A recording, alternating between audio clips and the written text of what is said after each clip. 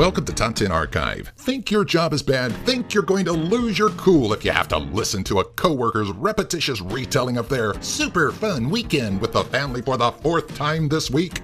We may have found the cure for your employment blues.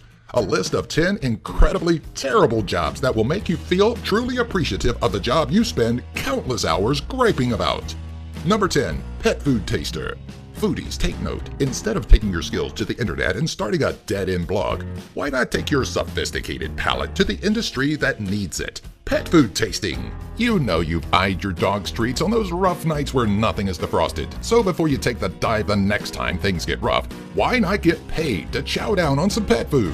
Probably because the concept sounds vile, and the starting annual salary of about $31,000 doesn't sound quite worth it. Between texture and taste, we can't imagine there are many positive points to diving in to a can of dog chow. Number 9, tower technician. You're 2,000 feet or roughly 610 meters above the ground, your life in the hands of a harness and your own balance. For an average of $21.27 per hour, your job is to manually climb the full length of the tower needing service, perform whatever lengthy maintenance is needed, then make the nerve-wracking and slow descent back down. According to the Occupational Safety and Health Administration in the United States, working as a tower technician puts you in one of the most hazardous positions, one that is far more dangerous than the construction industry. In 2014 alone, over 4,500 employees were killed on the job. Number 8, seed analyst. What job is more fun than spending your days watching grass grow? Well, as it turns out, just about everything. But then again, work isn't always supposed to be fun.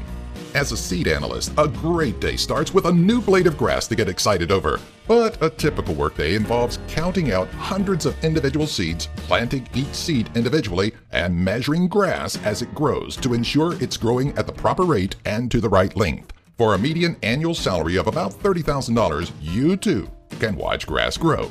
Number 7, roadkill removers. Of course, you feel terrible for hitting that deer, leaving its twitching body on the side of the road. But you should probably feel worse for the individual who now has the task of cleaning up that mess. Roadkill removers have one task: respond to calls about roadkill and remove the carcass before it poses a danger to other drivers or simply starts decomposing and melting into the pavement. When distress calls aren't filtering in, it's likely that they'll drive around looking for something to remove from the road. This skillless job can bring in a decent wage of about $15 per hour, but so do much cleaner jobs, jobs that don't require one to be covered in decomposing animal parts at the end of the day. Number 6, deodorant scent tester. If you're thinking you'll get to just sit around and sample a series of different deodorant scents, you're in for a nasty surprise. You see, to properly sell a product, a company must know if it works. And in the world of deodorant, there's only one surefire way to determine functionality. These scent testers work for deodorant producers, sticking their noses in the armpits of dozens of different people. If the product actually works, the job isn't that bad. Now, if it doesn't work, well, then you're nose deep in a rather unpleasant experience, and you can't even be mad. You signed up for it. Number 5, debt collection. You may be one of the nicest people on the planet, but the moment you sit down in your cubicle and start making phone calls to collect on an unpaid debt, you're suddenly a being so vile and foul that you must have been birthed from the devil's loins. Being a debt collector, whether for a credit company, government organization, or third-party company, is tough in so many ways, and for a median $13 per hour, it's not easy to justify being screamed and cursed at on a daily basis.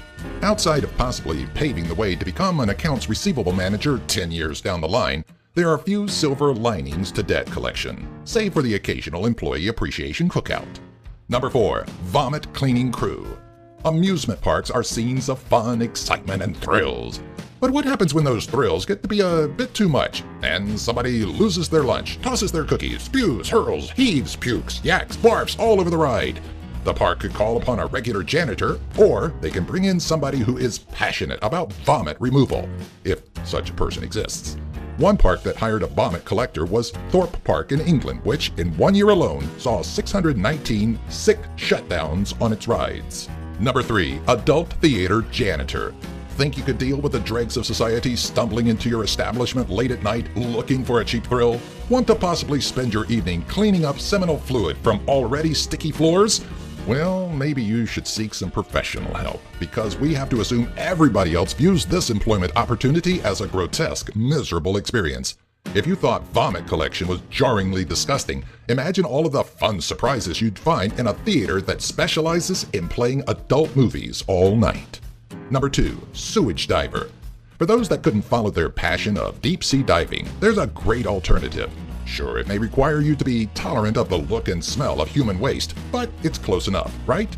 Sewage diving, though it sounds like an extreme sport, is actually the career of some unfortunate souls. And yes, it's exactly as it sounds. Sewage divers are dispatched to fix a range of mechanical issues, such as failed motors, within a lake of raw sewage and waste.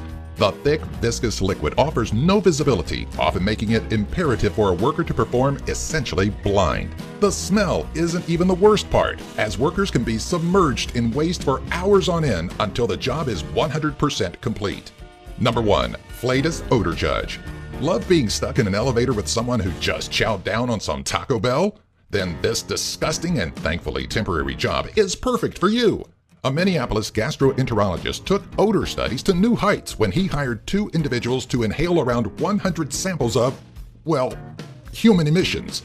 The 2 researchers were faced with rows of foul-smelling containers, which they opened, took a whiff of, died a little inside, and rated just how noxious the smell was.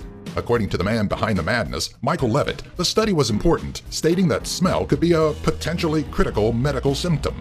But if you ask me, it's possible that simply signing up to be a flatus odor judge is a critical medical symptom all its own.